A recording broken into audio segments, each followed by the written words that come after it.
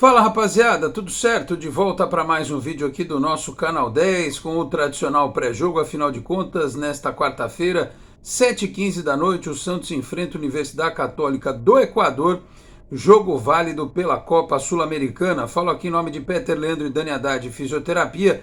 Quer ter mais qualidade de vida e ficar livre das dores? Então entre em contato com o Peter ou com a Dani pelos telefones 13997040944, 13997827308. Conheço o trabalho também pelo Instagram, Peter Leandro e Dani Haddad. Também a Exatec Informática, na Senador Feijó 686, sala 1820, no Blue Office. O site renovado é o exatecinformatica.com.br, telefone 13 30 20 18 77. Conheço o trabalho também pelas redes sociais. E se você está chegando agora aqui no Canal 10, por gentileza se inscreva, ative o sininho para receber as notificações, deixe o like, que também é muito importante. Se você quiser, torne-se membro do canal.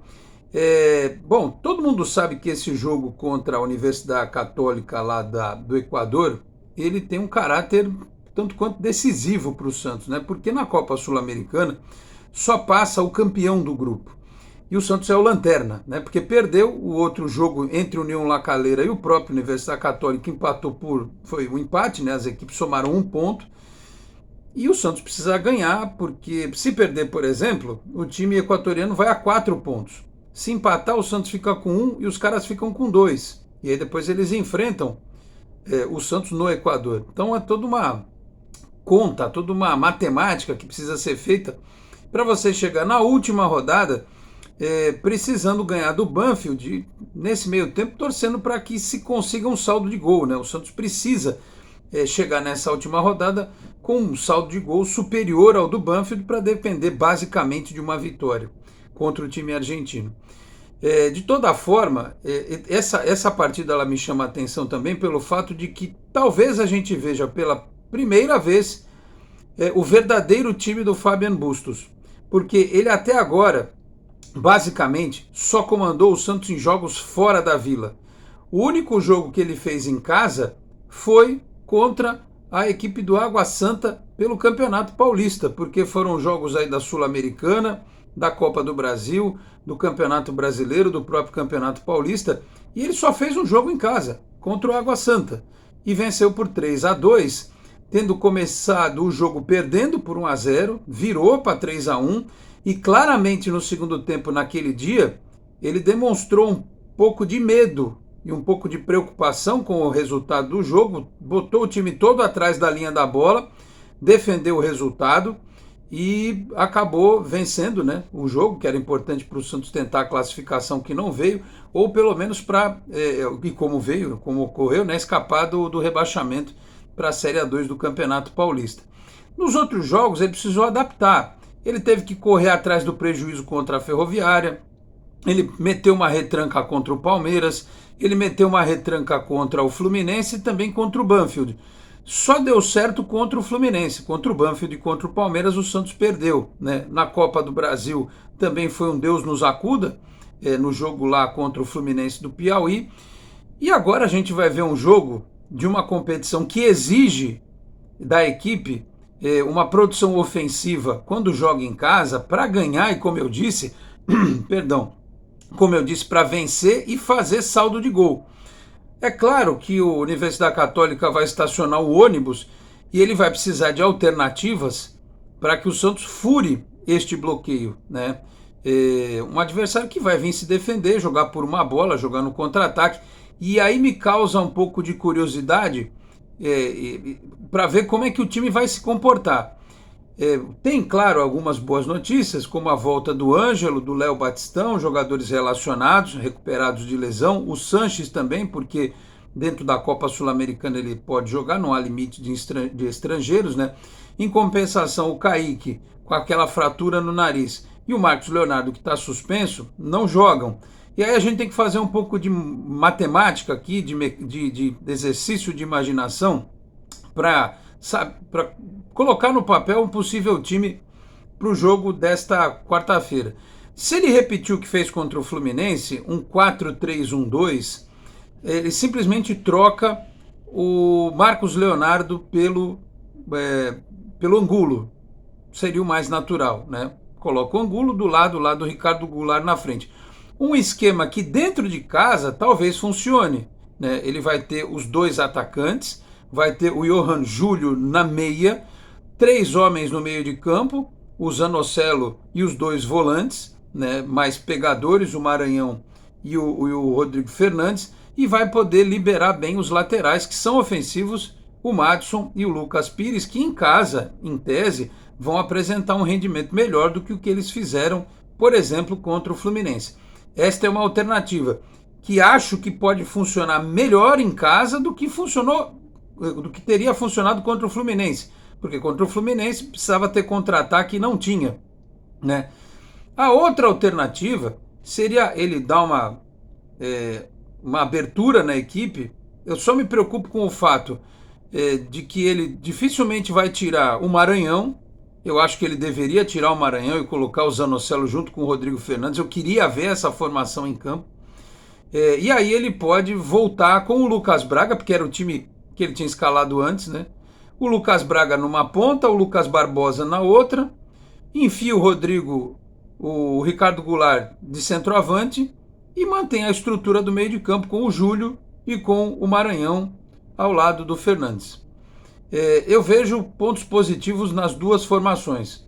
Nessa que eu acabei de citar, você tem mais força pelas pontas com o Lucas Braga e com o Lucas Barbosa, tem o Ricardo Goulart lá na frente e tem o Júlio armando a equipe e os 2 volantes para segurar ali o meio de campo. A outra alternativa deixa a presença do Santos de área mais forte, né? O Angulo junto com o Ricardo Goulart, e assim seria também se o Marcos Leonardo tivesse na equipe, você tem uma presença de área mais forte, né? Talvez menos coordenação, mas você vai ter 2 jogadores ali dentro da área que tem mais capacidade de finalização. Então, são as alternativas que me parecem mais plausíveis para serem escaladas, e aí realmente só fica a questão de ver o comportamento do time na construção ofensiva, porque isso ficou bem claro contra a Ferroviária, mesmo fora de casa, e contra o Água Santa, que o time tinha, naqueles 2 jogos, uma construção ofensiva mais organizada, o que desapareceu nas partidas subsequentes, porque afinal de contas o Santos só se defendeu nos outros jogos, né? Especialmente nestes recentes. Daqui a pouco tem a Copa do Brasil contra o Curitiba, talvez ele repita o sistema, mas também daqui a pouco tem o Curitiba na Vila pelo Campeonato Brasileiro, no próximo domingo, 11 da manhã. Será que o time que vai enfrentar a Universidade Católica serve para enfrentar o Fluminense? Ou para enfrentar o Curitiba? Estou com o Fluminense na cabeça. No próximo domingo, a gente vai ver. A única coisa que eu sei é que o Santos precisa vencer, e precisa vencer bem, de preferência com uma boa margem de gols. Qual dos 2 esquemas ele vai escolher e qual dos 2 esquemas vai funcionar melhor, porque ele pode começar com um, depois mudar para outro, o tempo vai dizer. Mas, repito o que eu disse no começo do vídeo, imagino que este vai ser o jogo em que nós vamos ver pela primeira vez o Santos do Bustos. Aquilo que ele pensa efetivamente sobre um time equilibrado e com as suas peças bem distribuídas. Porque contra o Água Santa o time foi ofensivo, fez gols, mas depois ele retrancou o time com medo de tomar gol.